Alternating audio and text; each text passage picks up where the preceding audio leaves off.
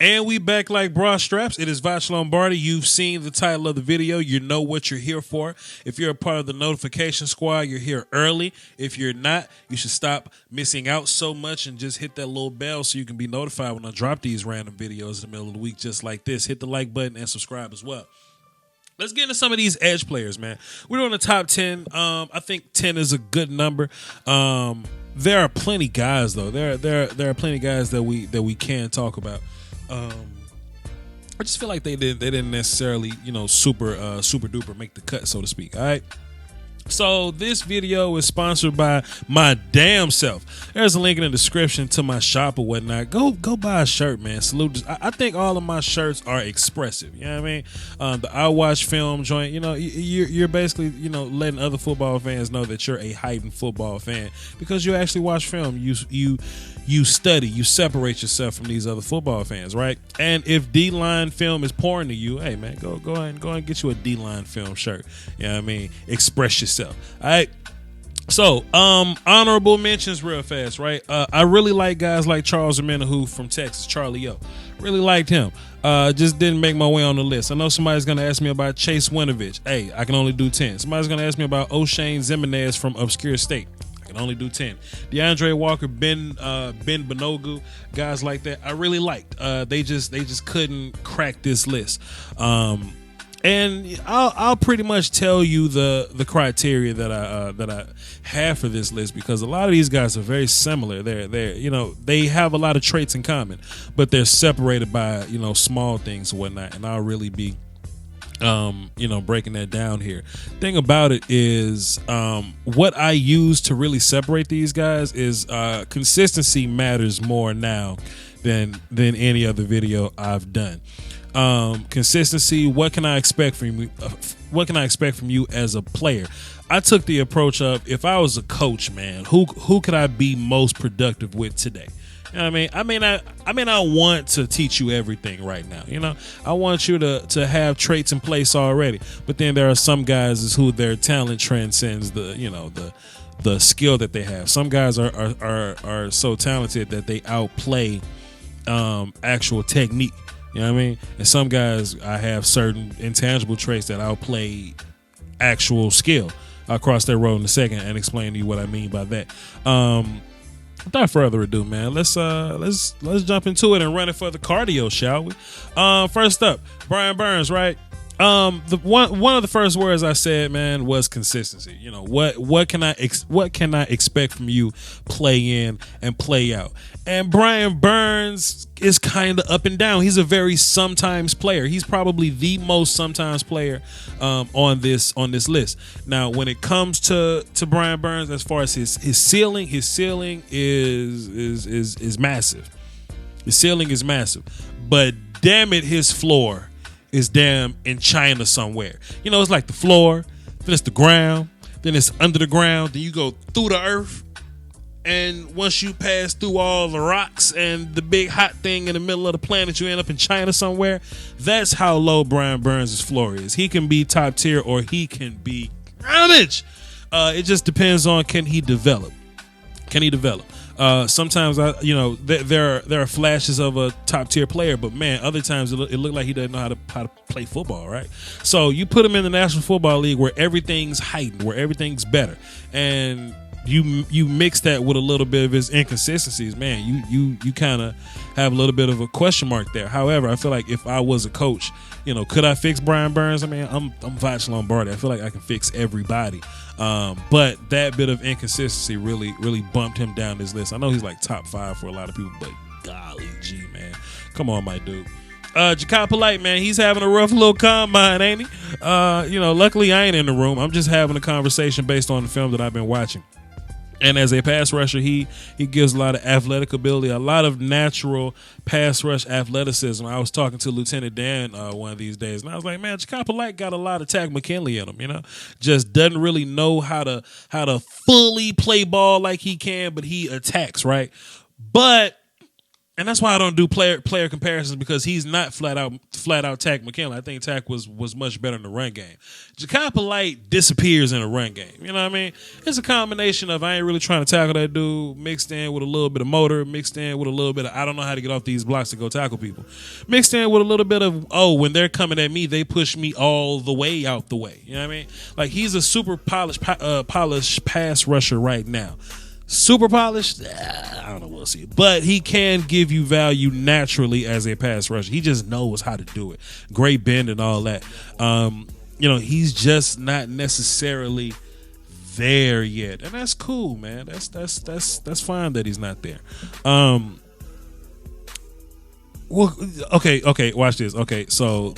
And that brings me to Jalen Ferguson, and let me talk about these two guys like together as one guy, as one conversation right here, right? And I was really debating between these two guys, right? And man, like if you look at the paper that I wrote this down on, I did a lot of scratching out and rearranging here. And what it came down to is I think Jalen is a better pass rusher than Ja'Kai. But that doesn't mean, like, Jalen and Ja'Kai are very close to me. Jalen kind of disappears in the run game, too. I wish Jalen's motor was a little better. I think he led the nation in sacks or something like that. And he can do that if he wants to. You know what I mean? If he wants to destroy the world, he can. If you go watch the Hawaii game, right?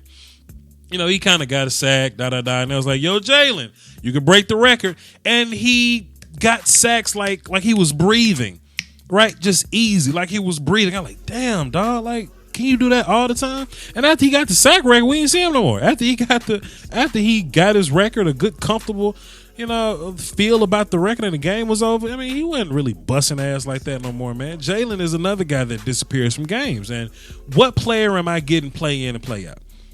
That's huge to me. What player am I getting every single down? You know what I mean?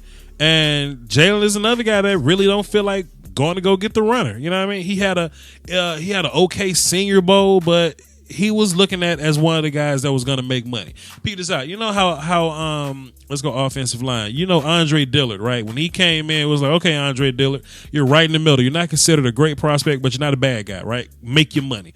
Andre Dillard came out and made money. Chris Lindstrom came out and made money. Another guy on this list I'll talk about, I think he's right. I don't know. He's somewhere up in here. He came out and he made money. Jalen Ferguson didn't make any money. And you pair that with the film that he had, he's a very sometimes guy, man. Very sometimes guy. I don't know. That kind of hurt my heart a little bit. But this guy, Zach Allen, and a lot of people think I'm racist because they think I don't like white edge players or whatever. I just like twitchy edge players. And there's not a lot of white twitchy edge players, right? But consistency. Out of these four guys here, Zach Allen from Boston College gave me the most consistency, right? I know he's a gangster versus the run. I know in passing downs, edge maybe not, but if you put him at 3-tech, he gives you a lot of value in B-gap on passing downs. You know what I'm saying? Cool length, cool hands. You know what I mean? Good pocket push. From the inside, he's a very football guy, right? He didn't have a great Senior Bowl neither, but if you put him in these isolated drills, that's not what he does. He's not isolated drill guy. You put him in these pass rush drills, he's not pass rushy expert guy. He only got one move, but damn it, Jared Allen had one move. Am I saying he's Jared Allen? Hell no. But I know on first and second down, you can go stop the run for me. I know on third down, I can put you in B gap and you can give me a solid push from the inside. I know this. I know I can get a solid motor, a pretty good motor from Zach Allen every single play. I know nothing from what these three guys here are going to give me. Now, these three guys are talented. They're very talented. They can go sack the quarterback. They're athletic. I know what they can do. I really like what Jalen Ferguson does with his momentum. How he manipulates momentum in his pass rush. It's fantastic. I know what Zach Allen is going to give me every single play, and that's 10,000%. Can't say the same about these guys. You know what I mean? Anyway, my son LJ Collier made a lot of money in the Senior Bowl, right? Going into the Senior Bowl, I really didn't know who he was, but walking out, man, he just kind of lined up in these drills and just started beating the hell out of people, right? Him and his partner Ben Benogu, kind of in the way that the Red Helmet Gangsters from last year, from North Carolina State, the two defensive tackles, Justin Jones and B.J. Hill. Yeah, those two guys last year, how they just kind of showed up to the combine, not the combine, the Senior Bowl practices and just whooped everybody's ass. Ben Benogu and L.J. Collier just kind of showed up and whooped everybody's ass. Now, Ben Benogu is not on this list, but L.J. is. Comparative to the rest of these guys on the list, I know every play I'm gonna get a motor from L.J. Collier. L.J. Collier, motor wise, he whoops these guys. These three down here, L.J. Collier whoops these guys in the motor department every time. I think he's got a lot of natural bend. He's great as a pass rusher, a very ravenous player. I like a ravenous, nonstop player. Solid with his hands, knows how to pass rush. He could use some work. But, man, I'm a huge fan of L.J. Collier. I think he's another guy that can give you value at 3-Tech later on. Another one of these guys, man, Joe Jackson. Boy, shouts out to Coach Evans and the Sip and Tally podcast, man. Boy, Joe Jackson from the University of Miami, man. I watched this guy and I was like, man, we should be talking about Joe Jackson way more than what we are. Like a lot more. You know what I'm saying? As far a motor player, just another motor player. Let's talk about these guys that we have up here, right? Joe and LJ are better pass rushers than Zach Allen. This whole list has more motor than this list. You know what I mean? Jalen and Ja'Kai may be as good a pass rusher as these two. But I just don't know what player I'm getting. But these guys can give you pass rush. They give you angry. They give you hands. They give you technique. They give you counters. They give you ass whoop. They give you physicality. I need physical football players that play physical all the damn time. That is valuable. Who learned me how to spoke? That's valuable to me. That's why Joe Jackson is 5, LJ Collier is 6, and Zach Allen's ass is at 7. Zach Allen was at 10. I had Zach Allen at 10 at first, but he worked his way up this damn list because I know what I'm getting play in and play out. It means a lot to me. With that being said, Montez Sweat. A lot of people knocking on my door talking about some, yo, Voch, Montez Sweat wearing a 4.4. What you think now? Nothing changes for Montez Sweat, right? I didn't know he was going to run a 4.4, but we knew Montez was fast moving forward. If you watch the film, the combine really didn't change your thoughts about anything. What we need to know was, can Montez change direction? Montez is kind of stiff. Can he turn? What else does Montez bring to the table? We know this, right? But just based on the film or whatever, very tough player, long, lengthy guy, called him Slender Man. Strong side defensive end, in my opinion, right? Now, can he get backside like as a weak side rusher, bend and chase and run plays down and stuff like that? I mean, he could probably do that. But I want this dude at the point of attack. I want him on the strong side. And I want him taking on these blocks, man. Taking on these blocks, using that length, punching guys in the chest. Now, can he develop? Sure. I want him to develop a jab move. I want him to develop counter moves, get better with your hands, do all types of things that can kind of, do things that D linemen do. You got a lot of D line to learn. Now, the difference is between Montez and some of these guys down here, because I do think like Jalen Ferguson is a more polished pass rusher than Montez Sweat. But Montez, every play gives you toughness. Every play he gives you length that can't be coached. And every play he's at least going for it. Like Montez is a very tough, angry, physical dude. You know what I mean? And I'll take angry, tough, physical dude with length that may not know how to use his hands. I teach how to use your damn hands. A guy that knows how to use his hands that may not give you everything on every play. I ain't gonna say nothing else bad about Jalen Ferguson or Ja'Kai Polite. A lot of people think I hate Clelin Ferrell. No, I just have my own criticisms of him. I think his ball get off is ridiculous, and I think that's what he builds his game around. Montez Sweat builds his game around his length and aggression. I think Clelin Ferrell builds his game off of ball get off. Right? So, somebody told me, "Yo, man, Clelin Ferrell got great bend." I don't think he's a great natural bender, but I do think his ball get off lends him the ability to get to landmarks quicker. And if you can get to an offensive lineman's back hip before they can turn, then of course it look like you can bend well, right? But he'll have to work on that. But as far as like being a physical player, punching people in the chest, ball get off, good length, I think he's a base defensive end, man, a 4-3 base defensive end, and I think he's gonna bust a lot of ass in the league, man. I just think he's great, man. I just think he's fantastic, bro. I like him, but he got a lot to learn, man. He got a lot to learn. I'm not gonna gas him. Let me go through this list because I ain't tell guys like where they fit. So Brian Burns, I see him as like a 3-4 outside linebacker. Ja'Kai Polite is also, in my opinion, he can play both, but he'll probably be like a 3-4 outside linebacker. Jalen, 4-3 guy maybe.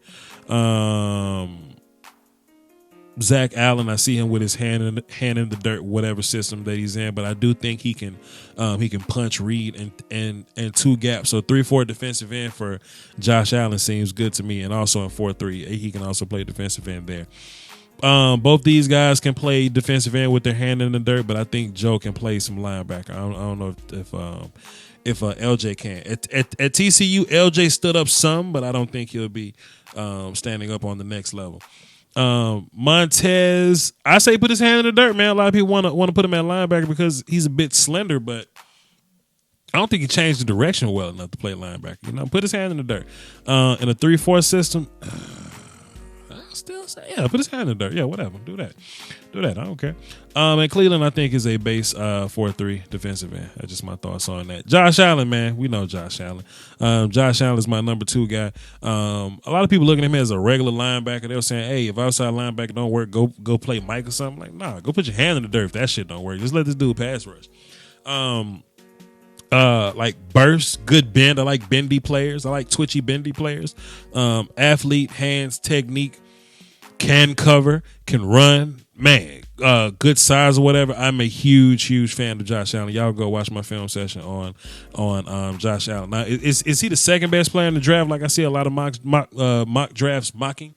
I don't think he's the second best player in the draft. No, I think that's Nick Bosa because Quentin Williams is the best player in the draft. But Josh Allen is definitely one of the topper players in this draft. But since I said his name, numero uno, man. Nick Bosa, everybody in that family can pass rush. They mama can pass rush. The uncles can.